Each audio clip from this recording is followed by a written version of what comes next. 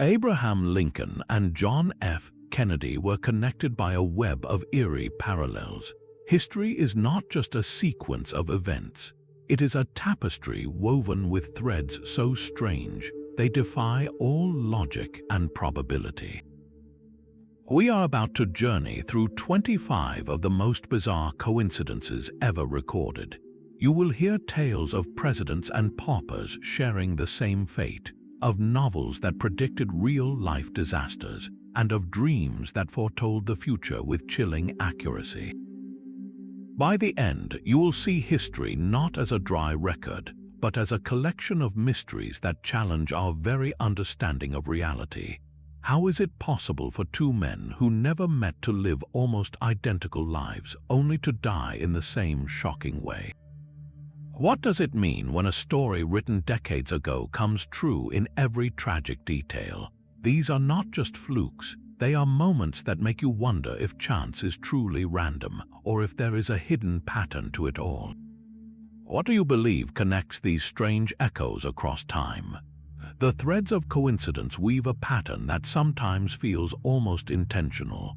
On July 4, 1826, the United States celebrated the 50th anniversary of its independence. As bells rang out across the nation, two of its most vital architects lay on their deathbeds.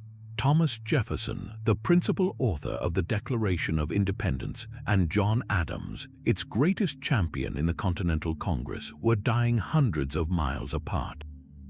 Theirs was a relationship that mirrored the nation's own turbulent early years. They began as close friends and collaborators, united by a revolutionary cause. But political differences festered, turning their bond into one of the most famous rivalries in American history.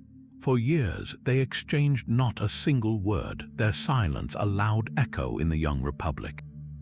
Yet, in their old age, something beautiful happened. They reconciled, embarking on a lengthy and profound correspondence.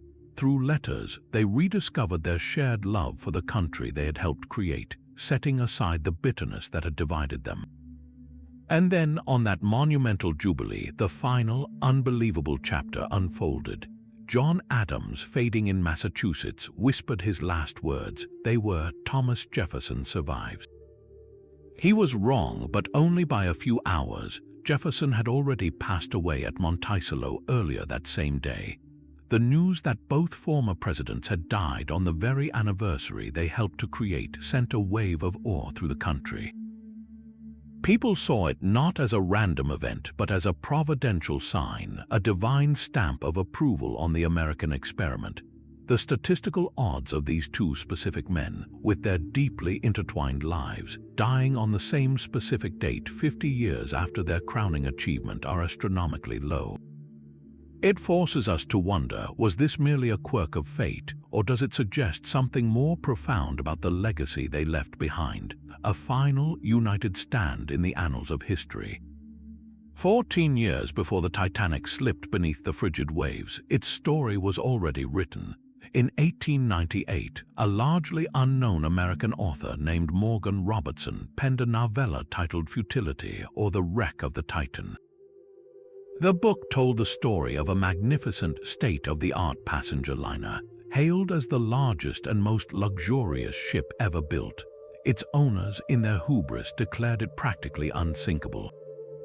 In Robertson's fictional tale, this ship was named the Titan. On a cold April night, while sailing the North Atlantic at high speed, the Titan struck an iceberg and sank. The catastrophic loss of life was made far worse by a critical design flaw, a severe lack of lifeboats for all the passengers and crew aboard. The similarities are so precise they feel like a blueprint for disaster. Just like the Titan, the real-life Titanic was celebrated as the largest and most luxurious ship of its time, a marvel of modern engineering. It too was branded as unsinkable. It too carried a woefully inadequate number of lifeboats, and in a final, chilling parallel, the Titanic met its end in the North Atlantic in the month of April after a high-speed collision with an iceberg. The details are unnervingly specific. Robertson even described his fictional ship as being around 800 feet long, while the Titanic measured about 882. How could a writer have predicted such a specific tragedy over a decade before it happened? Robertson himself claimed he did not consciously invent the story. He said the plot came to him in a kind of psychic vision, a vivid download of information from an unknown source. When the Titanic sank in 1912, the public was stunned. Copies of the long-forgotten novella were dug up and passed around in disbelief. People were not just reading a story, they were reading a prophecy. This case forces us to confront a difficult question. Was Morgan Robertson simply a man with a deep understanding of maritime trends and engineering, allowing him to make an incredibly lucky guess? Or did he, as he believed, tap into something else entirely, a glimpse of a future that was already fixed in place? This is more than just a literary curiosity. It is a haunting echo across time, a story that was written long before its characters ever stepped on deck. The uncanny echoes between Presidents Lincoln and Kennedy form one of history's most debated coincidences. Both men were shot in the head on a Friday, with their wives sitting beside them. Their assassins were Southern sympathizers, a man named John Wilkes Booth and a man named Lee Harvey Oswald. Both killers were themselves gunned down before they could stand trial, leaving countless questions unanswered. But the strange connections run far deeper than these well-known facts. Both presidents were succeeded by men named Johnson. Andrew Johnson followed Lincoln, and Lyndon Johnson followed Kennedy. Both of these successors were Southern Democrats, a significant political detail. And in a tragic personal parallel, both Abraham Lincoln and John Kennedy experienced the profound grief of losing a son while serving in the White House. When this list of parallels first began to circulate widely in the 1960s, it captivated the public imagination. It felt less like random chance and more like a pattern, a cryptic code woven into the fabric of American history. Yet it is crucial to look at these connections with a critical eye. Skeptical historians point out that some of the listed similarities are vague or forced. For instance, while both assassins were indeed Southerners with a grudge, their specific motivations and backgrounds were vastly different. The cultural impact, however, is undeniable. This list persists because it speaks to a deep human desire to find order in chaos, to see meaning in the random, tragic violence that cut short two presidencies. It makes us wonder if history truly repeats itself, or if we are simply pattern-seeking creatures, connecting dots across time to create a story that makes sense of the senseless. Death can be a writer's final and most mysterious story. For Edgar Allan Poe, the master of the macabre, his own demise in 1849 reads like a lost chapter from one of his own dark tales. He was discovered on a Baltimore street, delirious and dressed in shabby, ill-fitting clothes that were not his own. He was rushed to a hospital, drifting in and out of consciousness for days, unable to explain what had happened to him. The only coherent name he was reported to have muttered was a strange one, E.S.T. Gray, and then he was gone. The official cause of death was listed as phrenitis or swelling of the brain, a vague diagnosis that solved nothing. The circumstances were and remain profoundly unsettling. The most plausible theory points to a brutal practice known as cooping, a form of electoral fraud common in that era. Gangs would kidnap vulnerable men, force them to drink alcohol or drugs, and then drag them from polling place to vote repeatedly under different aliases. This would explain Poe's disheveled state, his location outside a voting precinct, and the mysterious name he uttered. But the true horror lies in a chilling coincidence that connects his death to his work. Years earlier, Poe had written his only completed novel, the narrative of Arthur Gordon Pym of Nantucket. In that strange and troubling book, the protagonist is rescued from a dire situation by a ship. The name of that ship was the Jane Guy. When Poe was found in his final, helpless state, the polling place where he collapsed was owned by a man named James W. Walker, and the man who employed James W. Walker, the one who ran the entire business, was a gentleman named Joseph W. Gray. The echoes are faint yet undeniable. E.S.T. Gray, Joseph W. Gray, and the fictional Jane Guy.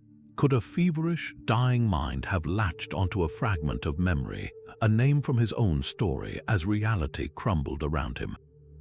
We will never know for certain. The mystery of Poe's final days is a perfect, tragic enigma, a final tale from a man who spent his life exploring the darkest corners of the human psyche, leaving us to wonder if he somehow wrote his own haunting final page. History sometimes writes the same devastating story with different characters. In the year 1809, two emperors, separated by decades, found themselves trapped in the same tragic script. The French Emperor Napoleon Bonaparte and the Austrian Emperor Joseph II both launched massive, ambitious invasions of Russia, and both campaigns unfolded with an eerie, step-by-step similarity that feels less like chance and more like a dreadful historical echo. Each invasion began with overwhelming force and initial, sweeping success. Napoleon's Grand Army marched deep into Russian territory, while Joseph's forces made significant early gains. But in both cases, the vast Russian landscape itself became the ultimate enemy. The strategy of the Russian commanders was simple and devastatingly effective. They refused to give a decisive battle, instead choosing to retreat deeper into the interior, drawing the invaders further and further from their supply lines. They scorched the earth, burning their own towns and crops to deny the enemy any food or shelter. Then the Russian winter arrived. For Napoleon's army, it was the brutal cold of 1812 that sealed their fate.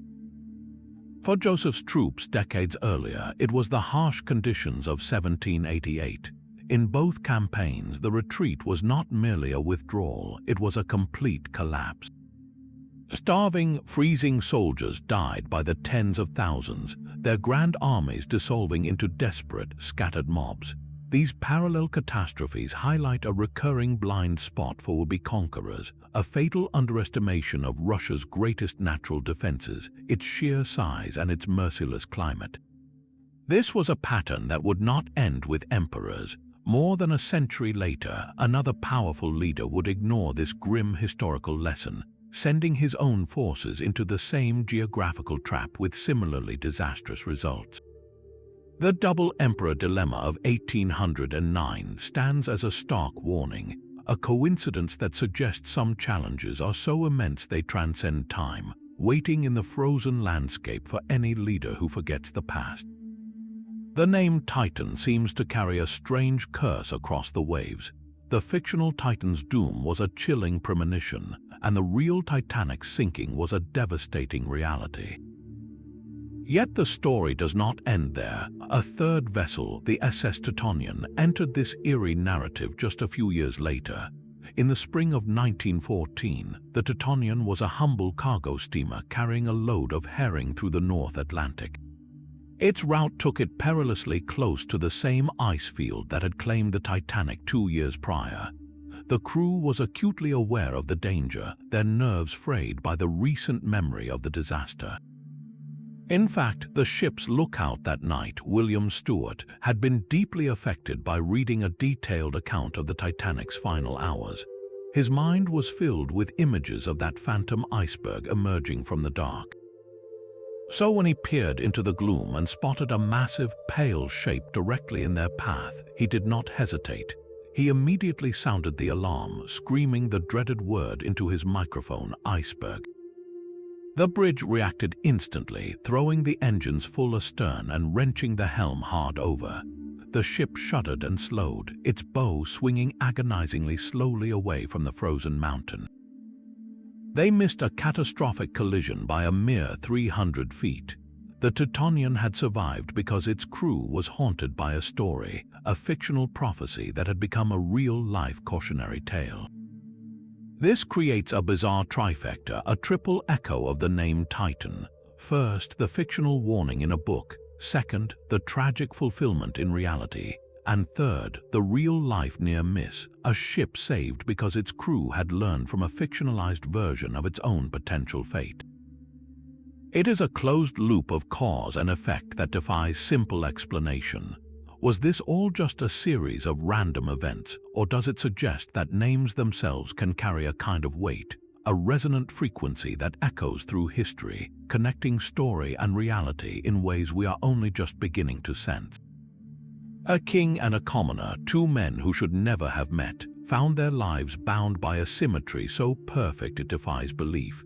In the spring of 1900, King Umberto I of Italy decided to dine at a small, unassuming restaurant in the city of Monza. He was there to enjoy a quiet meal, but what he received was the shock of his life. The restaurant's owner, a man named Giovanni Battista, came out to personally serve the monarch. As the two men stood face to face, a stunned silence fell over the room. They were identical in appearance, two perfect copies of the same man. The king, fascinated, began to ask questions, and the answers that followed were even more astonishing.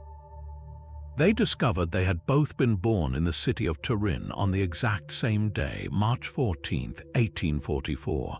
Both had married women named Margherita. And both had a son who shared the same name. It was as if a single life had been split into two parallel paths, one of royal privilege and one of humble enterprise. The king was so captivated by this living mirror that he invited his double to a local athletics event the following day, but fate had a final, chilling twist in store. On that very next day, King Umberto I was assassinated by an anarchist. As the news spread, a second tragedy was reported. Giovanni Battista, the king's double, had been killed in a mysterious and sudden accident. They died on the same day. The public was captivated and horrified by the story. How could two men, separated by class and circumstance, be linked by such an intricate web of coincidence? Was this a random fluke of probability, a one-in-a-billion alignment of stars, or does it point to something deeper about the nature of identity itself? Perhaps we are not as unique as we believe. Perhaps our lives are not solitary threads, but part of a larger, interconnected tapestry where one strand can unexpectedly mirror another, raising the haunting possibility that fate, once set, cannot be altered even for a king. Sometimes the sky itself seems to pass judgment on the empires of men. Long before we understood the mechanics of celestial orbits, a solar eclipse was the ultimate omen, a moment when the sun was devoured by a mysterious darkness, plunging the world into an eerie, premature night. This profound psychological impact makes the historical coincidence of eclipses with the fall of great civilizations so compelling. One of the earliest recorded instances comes from the Battle of Holys in 585 BC.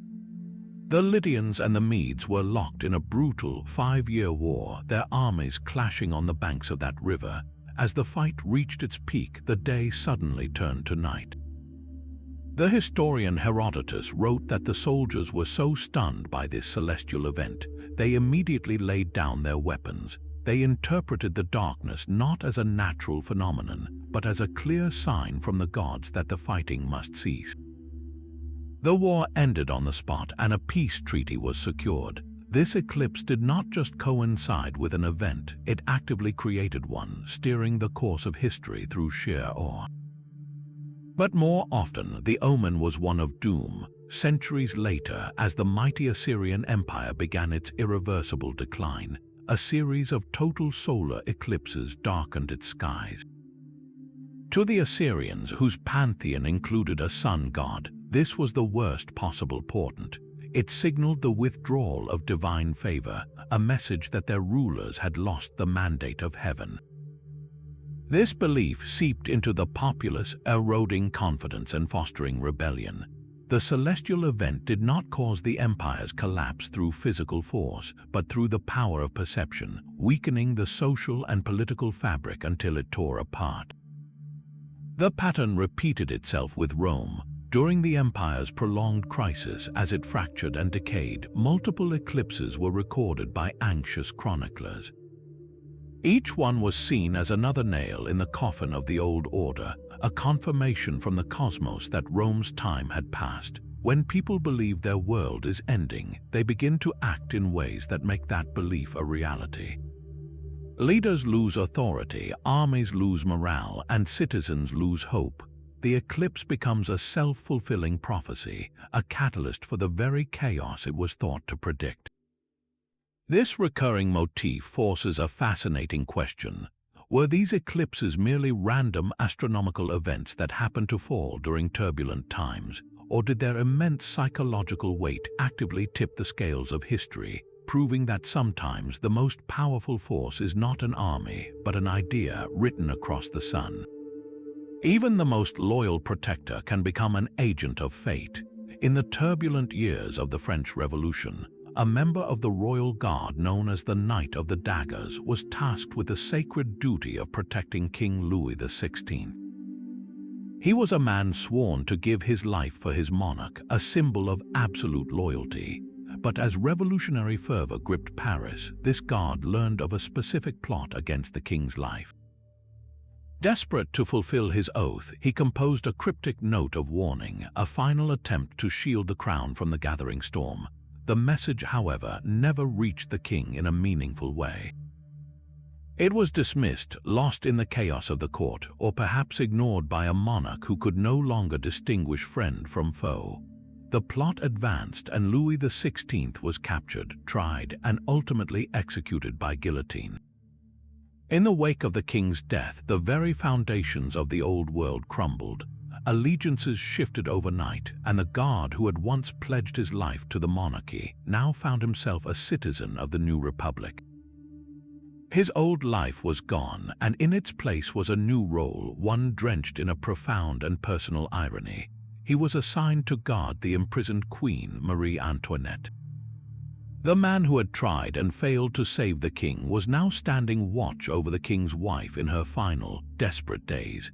His personal journey mirrored the revolution's own chaotic path, a twisted arc from protector to a passive participant in the very downfall he had sought to prevent.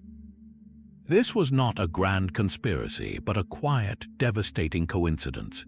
It represents the countless small, ironic twists that defined the revolution, where individuals were swept along by forces far greater than themselves, their personal destinies colliding with history in ways that feel both random and deeply, tragically meaningful. What does it say about fate that the same man who tried to avert a tragedy would be present for its final act, a silent witness to the ultimate consequence of his failed warning? A work of fiction can sometimes provide the blueprint for a terrifying new reality. Decades before the first mushroom cloud rose over the desert, the atomic bomb was born not in a secret laboratory, but in the pages of a novel. In 1914, the visionary writer H.G. Wells published a book titled The World Set Free. In it, he described a future war fought with what he called atomic bombs, weapons of unimaginable power that would be dropped from aircraft. He wrote of a single bomb creating a continuous, city-destroying explosion, a force so relentless it would keep burning for years. Most strikingly, he was the one who coined the very term atomic bomb. This was a stunning piece of speculative fiction for its time, a world away from the scientific understanding of the era. But the true coincidence lies not in the prediction itself, but in its reader.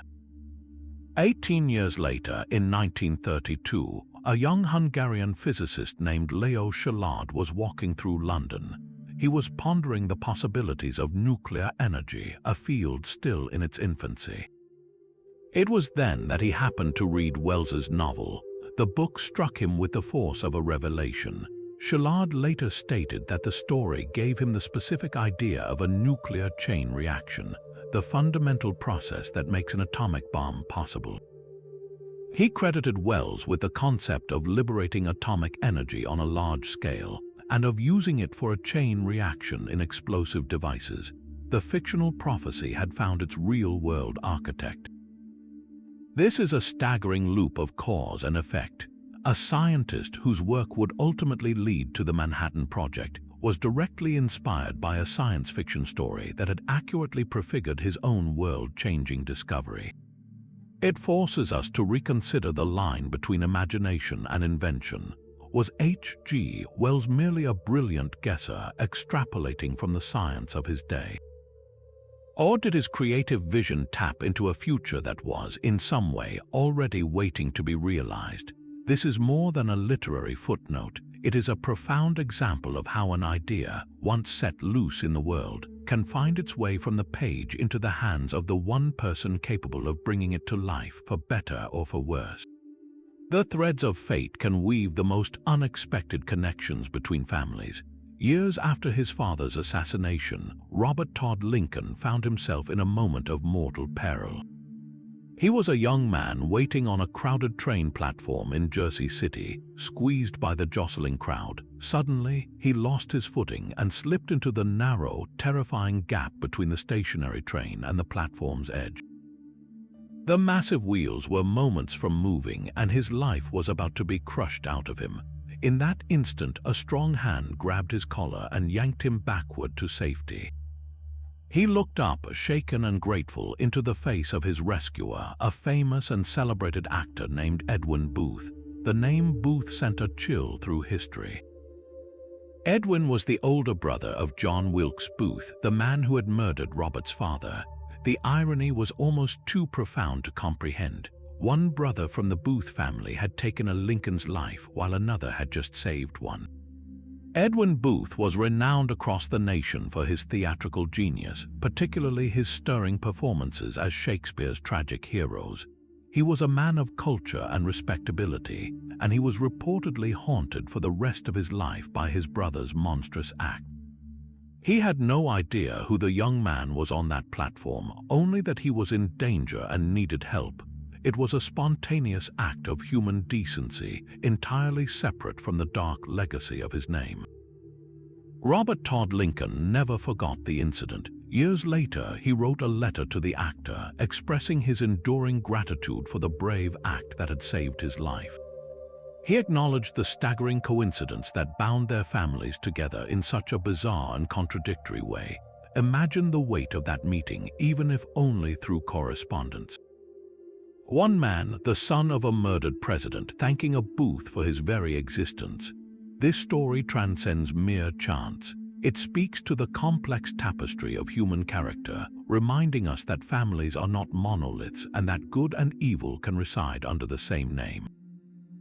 It raises a haunting question about redemption and legacy. Could a single act of courage, performed without any thought of reward or recognition, somehow balance the scales for a name forever stained by infamy? The rescue on that train platform stands as a powerful counterpoint to history's cruelty, a small, bright flicker of humanity in the long shadow of a national tragedy. The legend of the Pharaoh's curse gained its most powerful fuel from a single, well-timed death. While the tomb of Tutankhamun was filled with golden wonders, it was the sudden passing of its financial backer, Lord Carnarvon, that truly captured the world's dark imagination.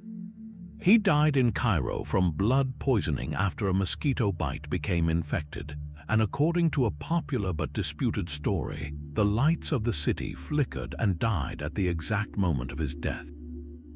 This alone was enough to spark rumors of a supernatural vengeance, but it was the fate of a man who mocked the very idea of a curse that cemented the legend in the public mind.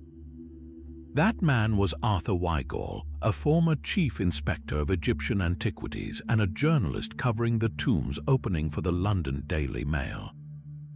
He was right there in the Valley of the Kings when the sealed doorway was first breached. As the team entered the antechamber, other reporters asked him if he feared a curse. Weigall laughed it off, dismissing the notion as superstitious nonsense. He was a rational man, a scholar, and he saw no reason to fear the wrath of a boy king dead for over 3,000 years. Yet years later, a chilling coincidence would weave his story directly into the curse's narrative. On April 5, 1935, Arthur Weigall died suddenly. The date was significant. It was the exact same calendar day years later that Lord Carnarvon had succumbed to his infection in that Cairo hotel room. The press pounced on the story. Headlines screamed of the curse, claiming another victim, a skeptic who had dared to laugh in the face of ancient powers. The fact that Weigall had been present at the tomb's opening and had so publicly scorned the curse made his death on that specific anniversary feel like a deliberate, almost poetic act of retribution. It was a story too perfect for the newspapers to ignore, yet the full picture is far more complicated and far more revealing about how legends are born.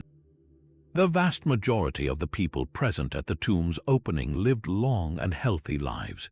Howard Carter, the man who actually led the excavation and spent the most time inside the burial chamber, lived for another 17 years, dying of natural causes at the age of 64. The curse, it seemed, was highly selective. This forces us to separate coincidence from causation. Arthur Weigall's death was a tragic event, but it was not statistically unusual. What made it resonate was the powerful human tendency to connect dots, to see patterns in random events, especially when they align with a pre-existing and thrilling narrative. The curse of the pharaoh was not written in hieroglyphics on the tomb walls. It was written in the headlines of newspapers, and the death of a skeptic on that fateful anniversary provided the perfect, terrifying punctuation. Even the most brutal political divisions cannot sever the deepest human bonds. The Korean War tore a nation in two, and with it, countless families were ripped apart. Among them was a pair of young twin sisters separated in the chaos of conflict. One found herself growing up in the south, the other in the north. For decades, they lived in parallel worlds, each unaware if the other was even alive, their lives shaped by opposing ideologies and a heavily fortified border. Then, in a fleeting moment of diplomatic thaw, a family reunion program offered a sliver of hope. The sisters, now elderly women, were finally allowed to meet. The emotional reunion was broadcast to a captivated public, but the true astonishment came when they began to share the intimate details of their lives. They discovered that they had both married men named Kim.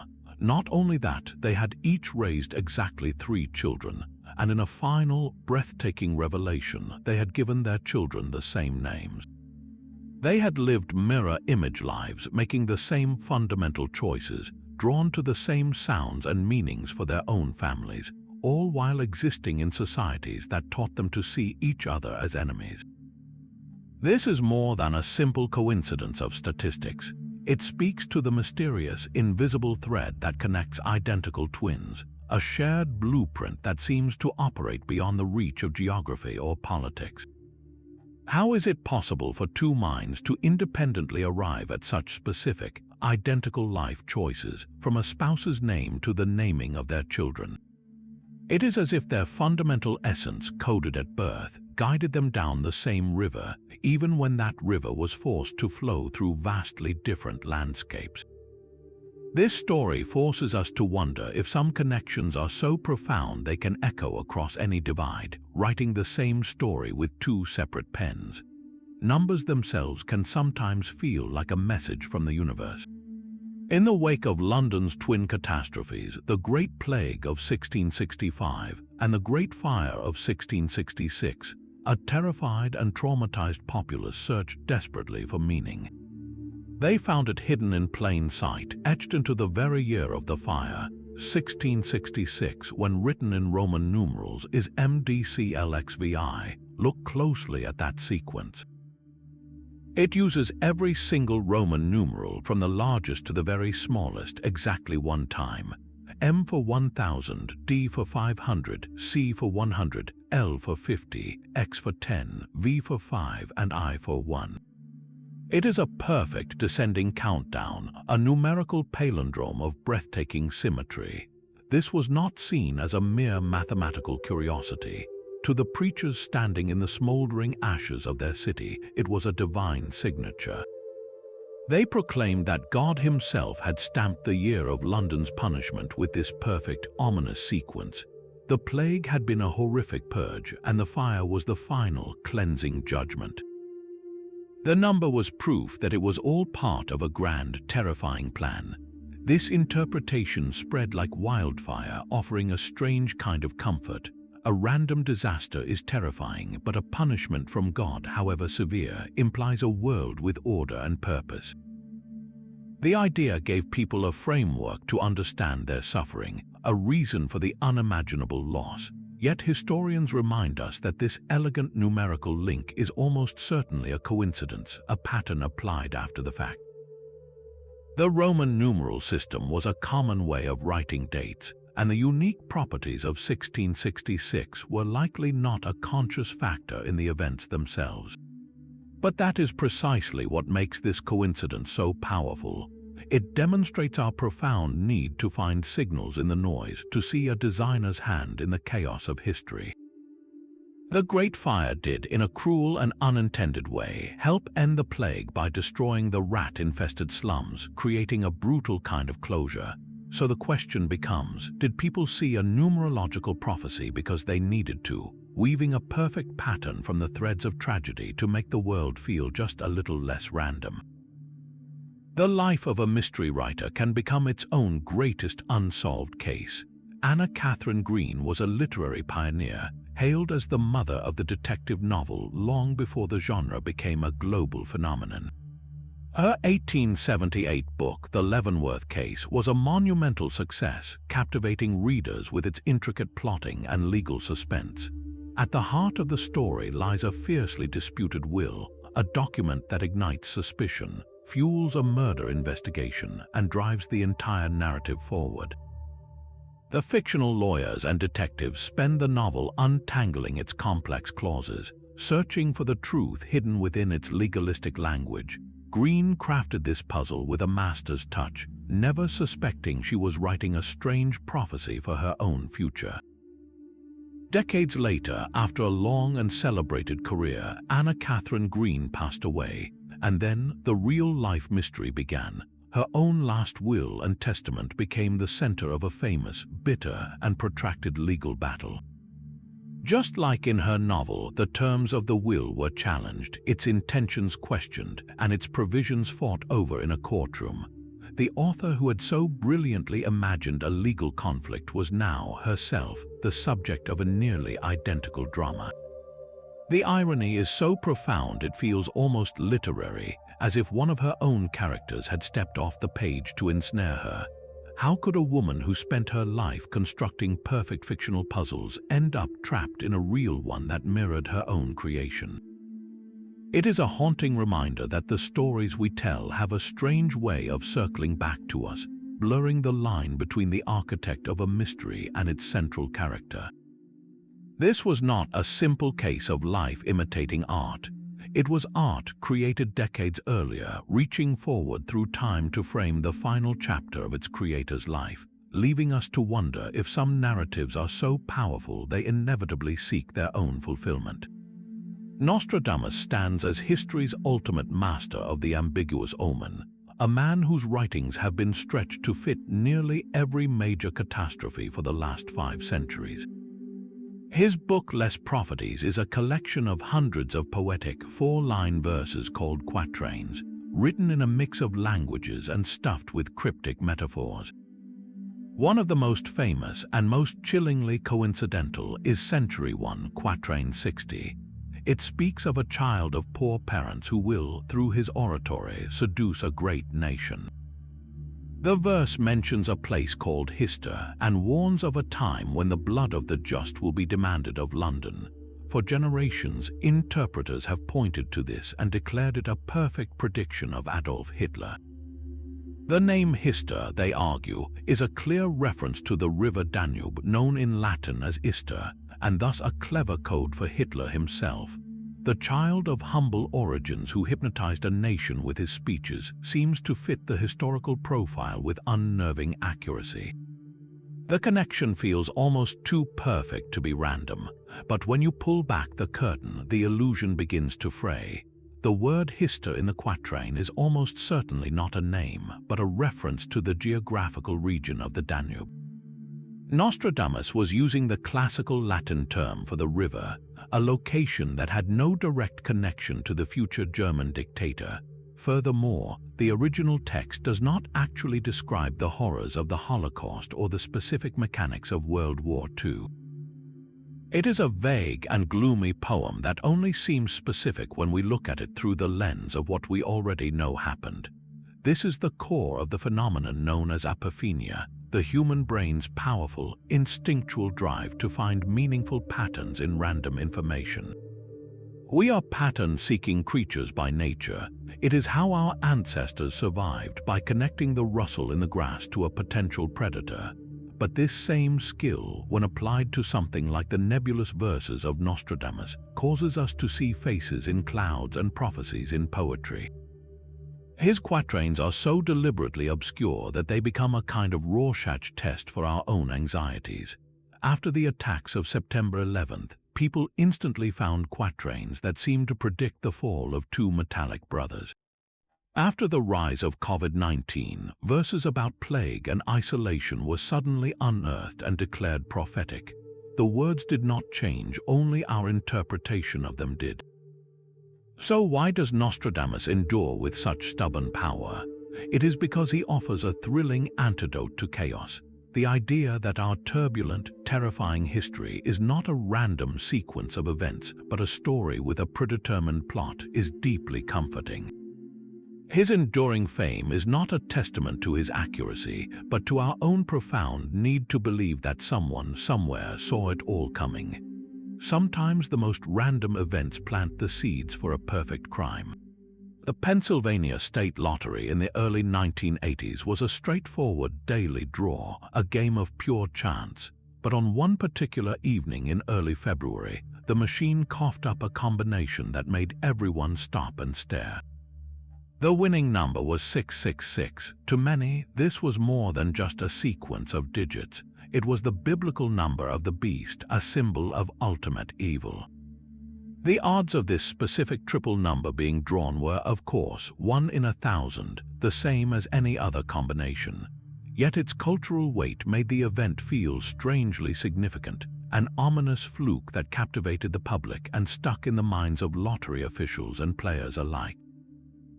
It was a bizarre coincidence that everyone soon filed away as a strange but harmless statistical anomaly. Yet that very anomaly became the blueprint for a criminal masterpiece months later. A small group of individuals, including a lottery show host named Nick Perry, saw an opportunity in that infamous number. They realized that if they could control the draw, they could guarantee a win. Their plan was audaciously simple. They infiltrated the studio where the lottery balls were stored and used syringes to inject a heavy white paint into all of the numbered ping-pong balls except for the 4 and the 6. The added weight made the injected balls too heavy to be lifted by the machine's air mix. When the time came for the nightly drawing, only the 4 and the 6 would be light enough to rise. The result was inevitable. The winning number would have to be some combination of 4 and 6. And given the 3-digit format, the only possible outcome was 466, 646, or 664. The criminals who had placed bets on all 3 combinations were poised to win big, but then chance intervened with a final, ironic twist. The first ball drawn was a 6. The second ball drawn was also a 6. As the machine churned for the final number, the criminals held their breath, hoping for a 4 to complete one of their combinations. Instead, a third 6 popped out. The winning number was 666, the exact same number from the earlier, coincidental draw. The criminals had not just recreated the omen, they had engineered it. This fusion of a prior coincidence with a deliberate criminal act creates a dizzying loop. Was it just bad luck for the conspirators that the machine produced the most symbolically charged number for a second time, drawing even more attention to their scheme?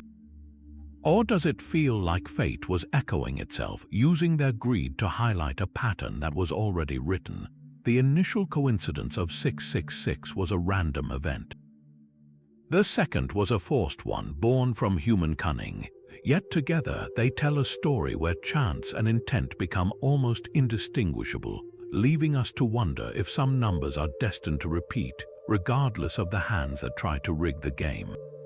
A diplomatic posting is meant to be a temporary assignment, not a final destination. Yet for two men sharing the same name and profession, the same house in Washington, D.C. became the stage for an identical tragic finale. In the 1800s, King Vittorio Emanuele II appointed an ambassador named Count di Sella to represent Italy in the United States. The Count arrived in the capital, established his household, and began his work. But his tenure was cut short when he died while still in residence, his life ending far from his homeland. This was a sad but not uncommon occurrence in an era of difficult travel and limited medicine. The story should have ended there, a minor footnote in diplomatic history. Decades later, however, the wheels of coincidence began to turn with an almost deliberate sense of repetition. The Italian government appointed another ambassador to the United States. Astonishingly, this new envoy was also named Count di Sella. He was not the same man, of course, but a different individual who nonetheless carried the identical, distinguished title and name. Upon his arrival in Washington, D.C., he needed a residence, and in a decision that seems lifted from a ghost story, he moved into the very same house where the first Count di Sella had lived and died. He walked the same halls, occupied the same rooms, and looked out the same windows. Then the final, chilling parallel unfolded. Just like his namesake, this second Count di Sella also died while serving in that house. The same name, the same profession, the same diplomatic post, the same home, and the same fate. This is not merely a case of a repeated name in government records. It is a full-spectrum echo, a doppelganger story playing out in the sober world of international relations. How does such a specific set of circumstances possibly repeat itself? Was it a simple, if profoundly unlikely, administrative fluke, with no one in the Italian Foreign Office noting the grim history of the previous envoy? Or does it suggest that certain locations, or even certain roles, carry with them an invisible signature, a pattern that seeks to fulfill itself regardless of the individual who steps into the part? The vanishing ambassadors leave behind a haunting question about the nature of destiny and whether some paths once walked are destined to be followed again. The very foundations of modern mathematics were forged in a firestorm of simultaneous genius.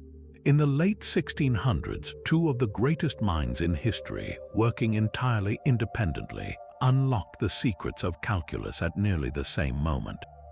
In England, Isaac Newton developed his method of fluxions, primarily to solve problems in physics concerning motion and change. Across the Channel in Germany, Gottfried Wilhelm Leibniz created his own system of differential and integral calculus, complete with the elegant mathematical notation we still use today. They were not collaborators, they were not rivals at first, they were simply two explorers scaling the same intellectual mountain from different sides, reaching the summit within years of each other. The discovery was a monumental leap for humanity, but the aftermath was a human tragedy. When Leibniz published his work first, a bitter priority dispute erupted, fueled by national pride and accusations of plagiarism. Newton, a man of immense influence and ferocious temper, used his position to launch a campaign to discredit Leibniz, ensuring that for years, English mathematics operated in isolation from the continental advancements driven by Leibniz's superior notation. This was not merely a personal feud, it was a schism that shaped the very trajectory of scientific progress. The story of Newton and Leibniz is the most famous example of a phenomenon known as multiple discovery. History is filled with these parallel breakthroughs. Charles Darwin and Alfred Russel Wallace both independently arrived at the theory of evolution by natural selection. The invention of the telephone was claimed by both Alexander Graham Bell and Elisha Gray on the very same day. So why does this happen? It suggests that when the intellectual climate is ripe, when certain pieces of knowledge are already in place across a culture, a new idea becomes almost inevitable.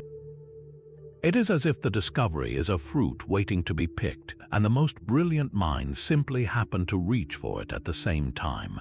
This forces a profound shift in how we view genius. We often picture the lone, isolated thinker, but the simultaneous discovery of calculus reveals a different truth. Great ideas are often less about solitary lightning strikes and more about a collective intellectual pressure building to a breaking point, waiting for the right person or persons to release it into the world. Was the universe simply ready to give up the secret of calculus, and Newton and Leibniz were just the two who were listening most closely? The ocean keeps its secrets better than any locked room. In July 1909, the brand-new passenger liner SS Waratah, hailed as one of the safest and most modern vessels afloat, departed Durban, South Africa, bound for Cape Town. It carried 211 souls, a full complement of passengers and crew enjoying the comforts of a ship deemed utterly reliable. Then it vanished. No distress call was ever received. No confirmed wreckage was immediately found. The Waratah simply sailed over the horizon and disappeared from the face of the earth, becoming one of the greatest maritime mysteries of all time. The sea had swallowed it whole. Days later, another vessel, the SS Tottenham, was sailing through the same treacherous stretch of water known as the Wild Coast, a place of powerful, unpredictable currents.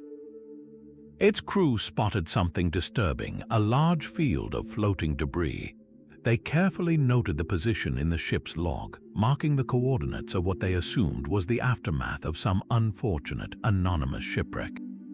At the time, the connection was not made. The Tottenham's log entry was just another notation, a sad but routine observation of the dangers of sea travel, filed away and largely forgotten as the frantic search for the Waratah eventually yielded nothing and was called off. The mystery only deepened with time, becoming a ghost story of the southern oceans. Then, decades later, modern technology began to probe the depths. A marine survey team scanning the seabed with sonar in the very same region identified a promising target, a man-made wreck resting on the ocean floor. When they cross-referenced the location with historical records, they made a stunning discovery. The sonar contact was situated almost exactly where the SS Tottenham had reported that field of debris all those years ago. The delayed, coincidental sighting by a passing ship had become the most crucial clue, a message from the past that finally pointed to the Waratah's probable grave. This was not a direct rescue, but a posthumous answer delivered by chance. One ship, on its own routine journey, happened to pass through the aftermath of a tragedy it did not understand, and its simple, procedural note-taking became a vital piece of a puzzle that would take half a century to solve. What are the odds that the one vessel to witness the evidence would be meticulous enough to record its position, and that this single data point would survive in an archive, waiting for the right technology to give it meaning? It is a heartbreaking coincidence, a whisper across the decades that finally gave a location, if not an explanation, to 211 lost lives. Even the medical response to a national tragedy was woven with threads of strange connection. When Abraham Lincoln was carried across the street from Ford's Theater to the Peterson House, the first doctor to reach his side was a young army surgeon named Charles Leal. He did everything possible to save the president, but the head wound was fatal. Dr. Leal stayed with Lincoln through the long night, a witness to the very end of an era. This moment alone would have secured his place in history, but a deeper, more personal coincidence lay hidden in his past. Years before that terrible night, Dr. Leal was a medical student learning his craft at a college in Washington. One of his instructors, a respected physician who taught him the art of setting bones and treating trauma, was a man named Dr. Samuel Mudd. The name Mudd would soon become infamous across the nation. Just hours after shooting the president, John Wilkes Booth leapt from the theater box and broke his leg upon landing on the stage. Fleeing into the Maryland countryside, he found his way to the home of Dr. Samuel Mudd, who set the fractured bone and gave the assassin shelter. For this act, Mudd was convicted as a conspirator and sentenced to life in prison. So here is the haunting link. The doctor who tried to save the life of Abraham Lincoln had been taught medicine by the very same doctor who, knowingly or not, aided his killer. It is a small world connection of staggering intimacy, binding the healer of the victim to the healer of the assassin in a single, tragic classroom. This was not a grand conspiracy, but a quiet, ironic twist of fate. It forces us to consider the invisible networks that tie us all together. How many other such threads exist just beneath the surface of history, connecting figures who seem worlds apart? The same hands that taught a young man how to mend a body were later used to mend the man who shattered a nation, creating a perfect and perfectly tragic circle. A comet's fiery streak across the night sky was never just a beautiful spectacle in ancient China. It was a direct message from the heavens, a celestial verdict on the ruler's mandate to govern.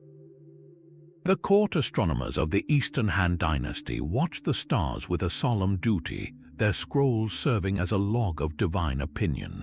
When a brilliant comet appeared in the year 75 AD, it was immediately interpreted as a dire omen, a sign that the emperor had lost the favor of the gods.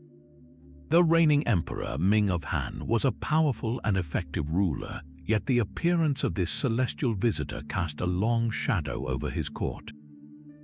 The unspoken question hung in the air: was the comet a portent of the emperor's own death, or a warning of his dynasty's impending collapse? Shortly after the comet faded from view, Emperor Ming fell gravely ill and died. The connection between the celestial event and the earthly tragedy was instantly cemented in the official records. This was not seen as a random coincidence, but as a clear line of cause and effect written across the cosmos. The power of this belief transformed the omen into a potent political weapon. The mere recording of a comet in the court annals could destabilize an entire regime.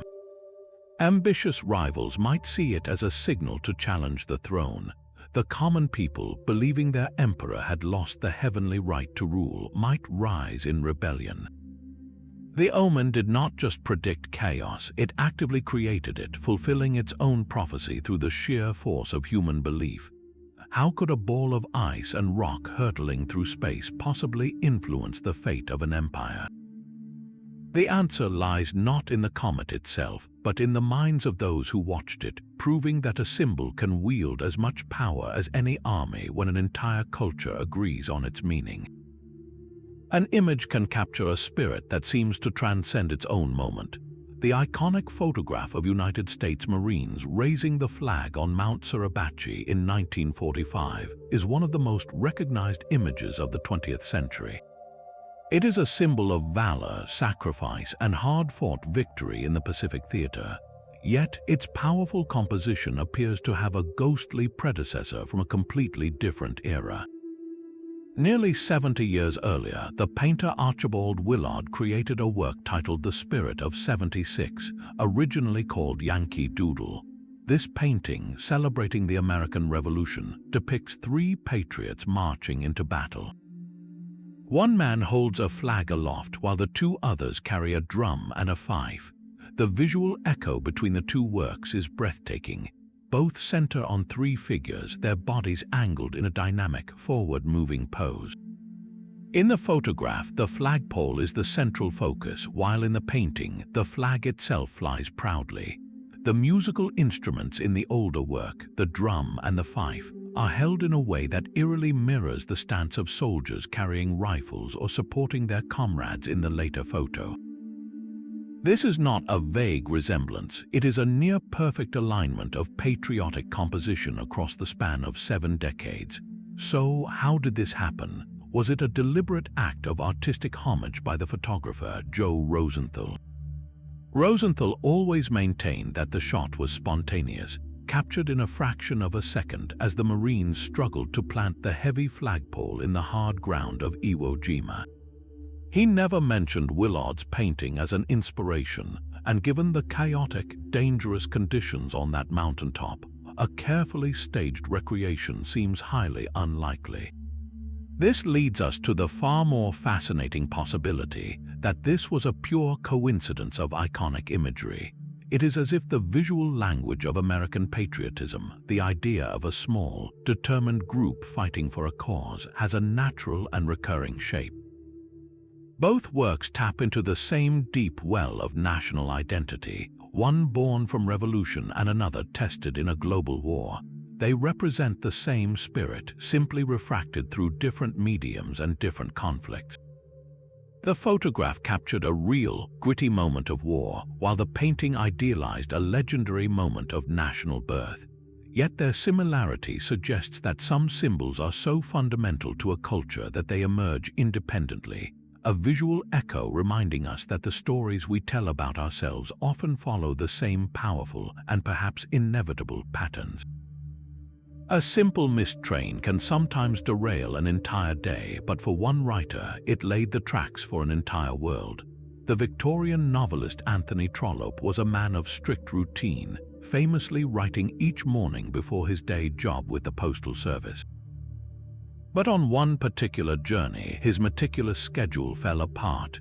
He was waiting in the cathedral close of Salisbury, a place of ancient stone and quiet contemplation, when his mind began to wander from the platform to a story. He became so lost in his own imagination that he missed his train entirely. Stranded and frustrated, he did what any great writer would do: he turned his annoyance into inspiration. Right there, he began to sketch out the fictional English county of Barsetshire, centering it on the cathedral city of Barchester. This was not a premeditated plan, it was a spontaneous act of creation born from a moment of pure chance. That fleeting delay gave birth to the setting for his most celebrated series of novels, The Chronicles of Barsetshire.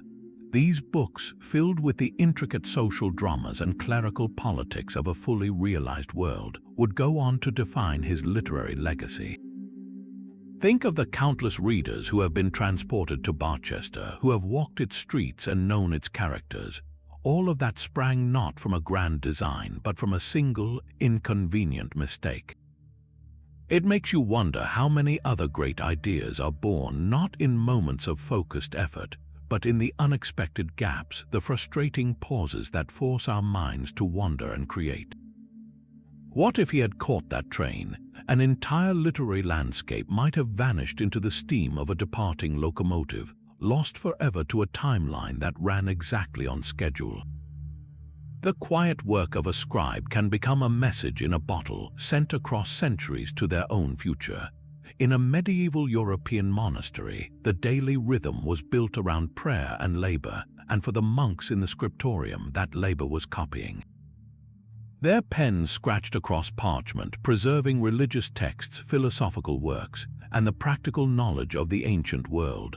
One of these texts was a classical treatise on agriculture, a detailed guide to crop rotation, soil management, and animal husbandry. It was a dry, technical document, and the monk who copied it likely saw it as just another duty, a piece of secular knowledge worth saving, but not something that would ever directly impact his own life. The finished book was bound, placed on a library shelf, and gradually forgotten, becoming just another artifact in a growing collection of wisdom.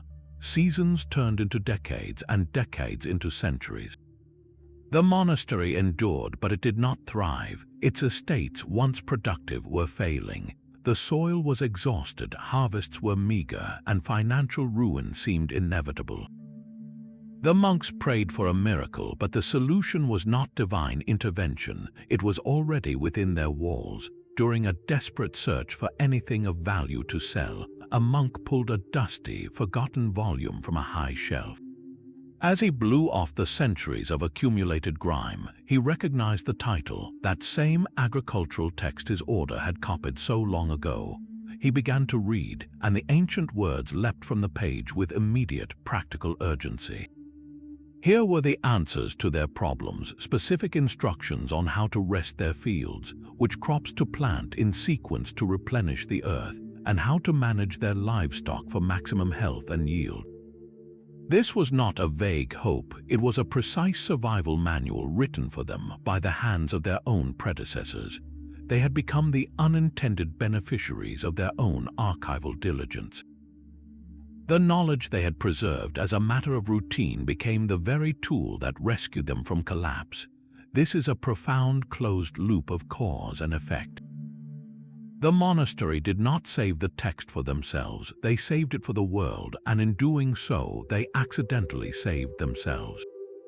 It makes you wonder how many other such loops exist, how many acts of preservation we perform today without any idea that we might be writing a rescue manual for our own descendants, a quiet promise from the past waiting patiently on a shelf for the moment it is most needed. From royal twins to vanishing ships and prophetic novels, our journey through 25 of history's most bizarre coincidences reveals a stunning spectrum of strange connections.